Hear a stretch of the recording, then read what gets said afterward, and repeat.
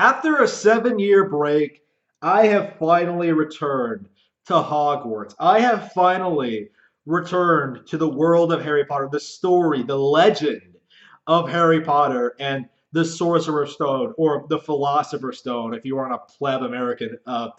Harry Potter, man, listening to this, because this is the first time I think I've listened to the entire book on audiobook. This is the first time I've listened to it on audiobook. I was expecting this to be a review of the audiobook and how that was different, but the audiobook is really, really good. Right? I think I mentioned this on stream.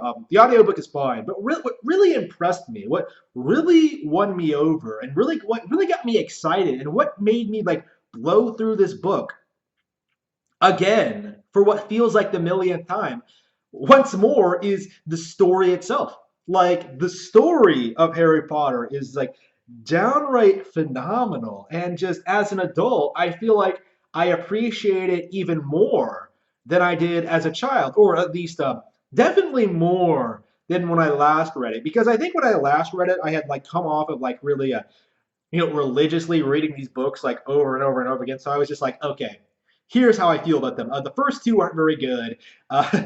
Three, four, and five are the best ones, and then six and seven aren't quite as good as the last couple. Right? That was kind of my feeling on it. Not quite as good. Like still better than the first two, but like I think the fifth one is the absolute pinnacle of the series. I still imagine I hold true to those opinions. I still imagine the second book is still the worst. I imagine like three and four have like the best mysteries. I know five still has that like incredible like angst, like teenage angst that I just just eat up.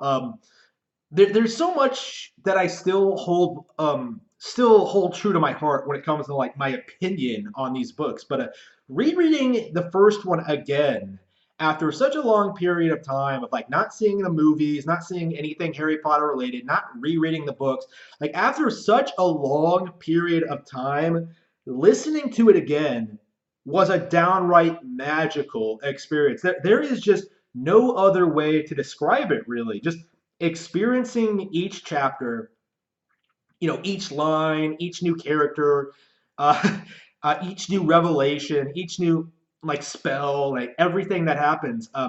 I really, really fell in love with it all over again. There's just I really do feel like even now I'm older, now that I read like all sorts of other stuff, like all sorts of like iconic literary classics, like I'm familiar with I've read books since Harry Potter came out. Okay, I'm not the sort of person who only read Harry Potter and never moved on. Like it's impressive to me that like it's retained its quality this long. Like I've remained enamored with it this long, and a part of me would thought that coming back to it, I would like be kind of down on it. That I thought like, oh, I used to like this, but it's not as good as it used to be. But no, it's a lot like Zelda in that respect. Like now that I've come back to it after such a long break, I really, really start to appreciate it again. Like I really appreciate like the story, how they set up the characters, like introducing Harry for the first time. Like this is considering this is the first time I've reread the books, right? In a long, long time. Like just hearing them like introduce Harry, like hearing Joe like introduce Harry, like establish his relationship with like the Dursleys, like establish like what it means for him to get that Hogwarts letter, like this incredible fantasy of like learning that you're special and that you don't have to live in this like drudgery daily existence anymore. There's a magic school out waiting for you, and oh, you're famous, and oh, you're rich, and oh, you'll have new friends. Like it's this very exciting, well done fantasy, right? It really plays off of like this desire to be accepted, to be popular, um, to be famous, right? But it also like knows to keep it human, to keep it relatable, to keep Harry himself likable, and like it's I found myself appreciating I think more than I did as a kid, like how Harry will have relationships with other people, right? Like how Harry tries to get along with his aunt and uncle, who are downright abusive towards him. Like he makes fun of Dudley to the point where like it almost feels like Harry's kind of a smartass in that first part of the book where he's just sort of like, I'll shove your head down the toilet, like doing stuff like that. Like it's kind of you relate to him and like it's likable enough, but um, thinking about that, like thinking about things like that, like thinking about his relationships, thinking about like how he handles being rich, like making new friends, meeting Ron for the first time. This was something I was not expecting. Well, I've always been a big defender of Ron Weasley. There are some like fans out there who will like kind of shit on Ron and criticize him for existing and like write entire essays about how Hermione was a far better friend. But listening to this for the first time, like listening to this again, first time I listened to it. I've read it before. Listening to this again, it's almost like you really do understand why both of them are such good friends. Like, there's more to being a friend to someone than just like helping them on their adventures, right? Like Ron and Harry actually like being around each other. They like talking about their families and their pasts and like what they like to do, and eventually they become inseparable. Right throughout the entire book, you always see like um, them sticking up for each other and sticking up for other people and like sort of doing all this crazy stuff. Like Ron is the one who saves Hermione's life. Like that's from the troll. It's just so good, so good, so romantic. I was really thinking like a while back, like is that the moment she fell in love with him? Because like he did that so fucking badass. But anyway. Um, it's very interesting too. Like thinking about like how these characters change as the books go on, how they grow up. Now that I'm a bit more like uh, distant from that age group, I am never going to be that age again. I will die. Um, Now that I'm a bit more distant from that age group, I feel as if I can sort of think more about how these characters grow and change over time, right? You have like Harry, who's like this sort of a insecure, sort of nervous, reserved, not necessarily like a this abused little kid who grew up to like slaughter Voldemort or like conquer, become master of death essentially. Harry Potter, you have him, you have like Ron like having all these issues.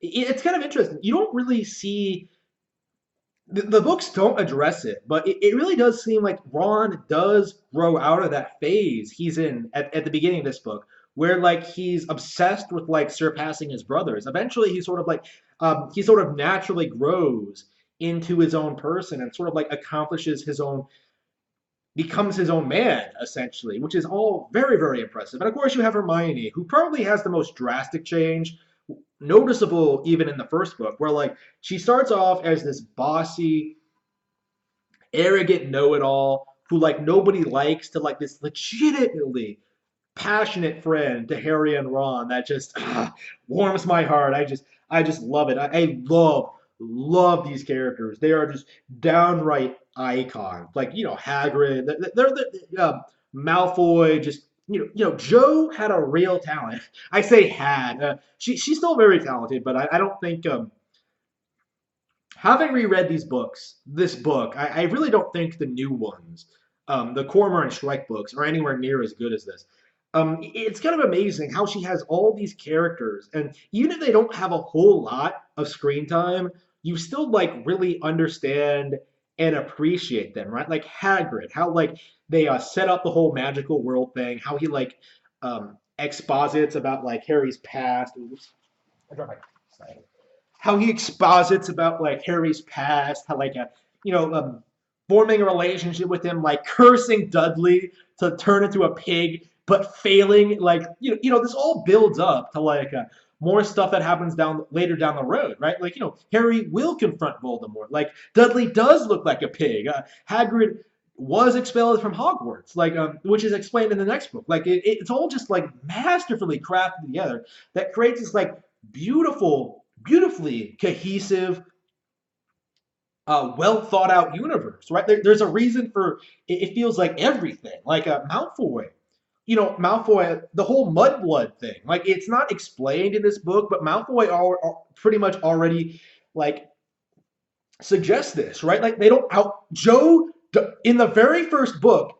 Joe does not actually use the word mudblood. Like Draco never confronts Hermione openly in this one about being Muggleborn. So it's this. So you sort of have this real subtle like buildup where Hermione does admit she's not from a magical family, and Draco says like offhand, in a completely different, unrelated scene that like that's not a person he wants to be around. So like it really sets up one of the core aspects of like Chamber of Secrets, the prejudice against Muggleborns, which is really well handled, really well made. Like it does a lot to build both the characters of Hermione and Malfoy. Like as we know, as we'll learn in the second book, right? Hermione isn't even aware that people have a problem with her Muggle heritage, right? Like they don't. She doesn't know. Like she, as smart as she is, there are some things about like the society that kind of goes over her head, which is like kind of a running theme later on. With like the whole spew thing. It's very interesting. Ron has to sort of explain this stuff to her, like to them, right? Because he's the one with like the with the more not with the more practical, like hands-on, um, street smart sort of knowledge of the situation, like how Malfoy acts, like what his family's like what exactly his deal is, right? And you sort of they don't have to outright tell you what Malfoy's uh, what Malfoy is like. Like you have this vague idea, like ooh, his family supported Voldemort, but like you don't meet his father until the second one, and he doesn't become an outright antagonist until well, he is technically the antagonist in book two, but um, he doesn't have more of a focus until book four and five, or five particularly. It's interesting how they sort of like she slowly starts like incrementally like ramping things up and introducing more concepts and like doing all of this stuff, right? It's just phenomenal, right? I was just blown away, but like, by like even just listening to like keep in mind this is the kind of book that like I listened to it and like literally remembered every single line because like I've read it that often and it's so amazing just how well crafted it actually is. Like it's not a very long novel at all. Like it's about I think like 90,000 words. Like I blew through it really quickly, even in audiobook form, and I was just I was just enraptured the entire way through. It was just phenomenal, right? All time classic. Let's see, Harry. Uh, have I think there were more things I wanted to talk about. There's always more stuff, but I think it had more to do with like the other books. Like maybe I should just hold off for that. The Mirror of Erised, brilliant scene. I could talk about like these brilliant scenes in the very first book all day, right? You have like the Mirror of Erised, like Harry's conversation with Dumbledore, the sort of like all the crazy plot twist. Ooh, that's it. That's it. The legitimate, the legitimate horror at the end, where you learn who exactly is trying to steal the Sorcerer's Stone. Like that plot twist, it's just, it's legitimately, I think, really well done. I mentioned this. I mentioned that not a lot of characters have screen time. Like for a lot of it, Professor Quirrell is just some background character who just happened to help protect the Sorcerer's Stone. And the implication is, since you know so few of the teachers, right? Like you have a handful of them, but they haven't like fleshed out all of them just yet. Um, I keep saying they. Like Joe hasn't fleshed out one of them just yet. Oh man, I didn't plug in my microphone. Joe is just oof, oof, oof. Quirrell, the revelation that he's actually the bad guy is just this phenomenal, just this really well handled twist that like blends in the supernatural elements, the stuff we've seen so far, and sort of like really hints at what's to come when it comes to like Voldemort. This is the first time we see Voldemort as a character in the story, and like he does explain some really important plot details. Not a whole lot, but he sort of establishes himself as this real, genuine threat to Harry, and that's one of the things I noticed about this. Like, I think when I last read the books, I had this criticism that Voldemort was kind of not really a criticism, but like I felt that Voldemort was kind of of a generic villain, right? But the more I think about it, that's not really the case, right? Like you don't really see again, he is so inventive. Like he has a legitimately interesting history. He has like he's able to like sway Quirrell to his side. He's able to like pull all these crazy stunts, like appearing on the back of Quirrell's head to infiltrate a school in order to steal like the Sorcerer's Stone, the Philosopher's Stone. I should. I'm a bit more. I'm too cultured to use Sorcerer's Stone. Uh, I am just oof. It's such a good, legitimately good setup, right? Like it legitimately does establish. I think this is one of the things that sort of sets Voldemort apart from other villains like him, or at least the way I see it, is that like he's very. It's a contemporary story, right? So Voldemort, although he's like some crazy fantasy villain, right? Like a Sauron or whatever. He's very, very aware of what's going on in the world around him and how to manipulate that for his advantage. It's so interesting to see him like interact with muggles in future books or do certain things like the way he speaks to his followers in book 4 like it's it's very very engaging, right? Joe does a good job of like hyping the character up with not really showing us a whole lot. Like in this one, we don't know a whole lot about him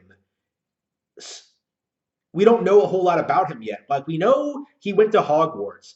We know he was in Slytherin. We know he was like evil and bad and stuff, and he killed people. But like, it's all very vague, right? Like he's the bad guy because he killed Harry's parents, and you don't really need to have a whole lot more than that. Like Harry's just a kid. Like that's all he really needs to know, and it's it's such a wonderful book. I really cannot stress that enough. If you haven't already, I just spoiled it for you. But if you're interested, I would suggest you go ahead and read the books anyway because they are downright phenomenal, and I cannot wait to go ahead and get that audiobook for book 2, The Chamber of Secrets. I'll see you all next time.